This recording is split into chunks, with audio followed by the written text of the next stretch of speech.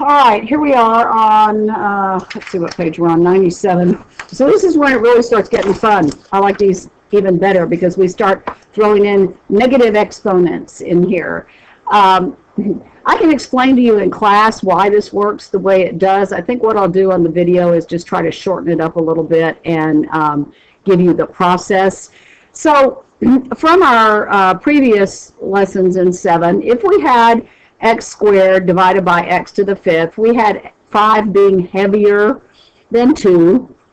So we had our answer with the x, the base, in the denominator, and we did 5 minus 2 in the denominator, and we ended up with 1 over x cubed. But in reality, you could say that if we just said, okay, I'm going to subtract these exponents in the order in which they come. So I'm going to say x to the 2 minus 5, you would get negative 3. So x to the negative 3 is really legal in math. It is the same thing as 1 over x cubed. 2 ways to write a negative exponent. You can write it as a negative exponent, or you can write it as a positive exponent by moving it from either the numerator to the denominator or the denominator to the numerator. So basically, you're flipping it, you're making it a reciprocal, and you're changing the sign of the exponent from positive to negative. You're not changing the sign of the base, by the way, and I'll show you some examples down here. All right, so here come some examples. When the instructions say simplify using a positive exponent only, then you can't leave a negative exponent in your answer. So this is 3 to the negative 2. If you think of the imaginary 1 in the denominator, we can make this a positive exponent by making it a reciprocal, which is 1 over 3, and changing the negative 2 to a positive 2. It's that easy, and of course that becomes 1 over 9.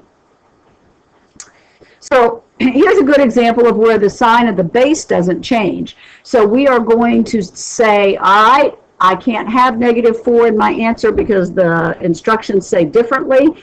I am going to make this fraction a reciprocal, which means rewriting it and putting the negative 2 down here and raising it, that doesn't sound right, raising it to the positive 4.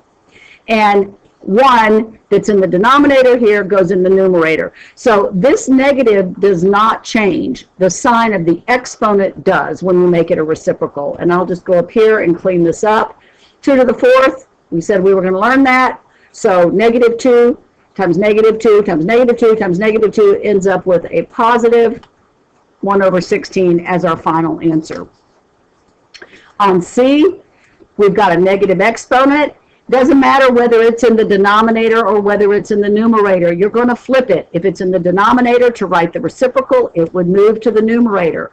7 squared over 1, which, of course, is 49. Let's keep going. This one's straightforward. We're going to move write the reciprocal of this fraction, which moves the y to the 4th. It makes the 4 positive over 1. And you don't have to write the 1, of course. Let's look at this one. So this one's got a negative, it's got negative exponents in both the numerator and the denominator. Basically, we're just going to flip these guys. I want this negative 5 to be positive. I move him to the numerator. I want the 5 to the negative 3rd to also have a positive exponent. He goes down to the denominator. Big swap here. And that becomes 32. Remember, we memorized that 2 to the 5th is 32. 5 cubed is 125. Let's look at this one. So again, there's 2 ways to work this. I think what I'll do is just stick with making the exponents positive first. So that moves the p to the 9th power to the numerator, p to the 4th power to the denominator. And now we have to clean this up. So we're going to do 9 minus 4, and we're going to get p to the 5th. And that's a positive exponent. So that's perfectly logical answer. A few more saying positive exponents only, please. So this too, this is a common mistake. I see students all the time moving 2 to the denominator, but the 2 is not negative. The 2 does not have a negative exponent. So the 2 stays in the numerator, and x cubed moves by himself to the denominator. -3. The 3 can be negative. He is not a negative exponent, so he is perfectly allowed to be negative. It's the y to the -4 that's got to go to the denominator to make the exponent positive. So this one, we leave the y to the first alone in the numerator. He's good. He's got a positive exponent, but he's going to get a buddy up there with him now. Y squared. Nothing in the denominator except 1, and that becomes y cubed as our final answer. Do a couple more here. This guy, 3x to the +4, this x to the 4th comes up to the numerator. It's over 1. I'm not going to choose to write the denominator. This guy, x to the 7 stays where he is. He's positive. He doesn't get to move anywhere. So he stays down here. The x to the 5th joins him, leaving the ghostly 1 in the numerator, and we got to clean this up. Like bases, multiplication, add the exponents. 1 over x to the 12th. One more.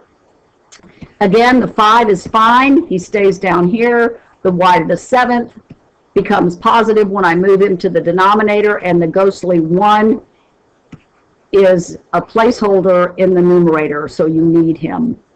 Okay, so hope you have the hang of this, and we'll get some more practice, and we've got, I think, one more rule or so coming your way. Bye.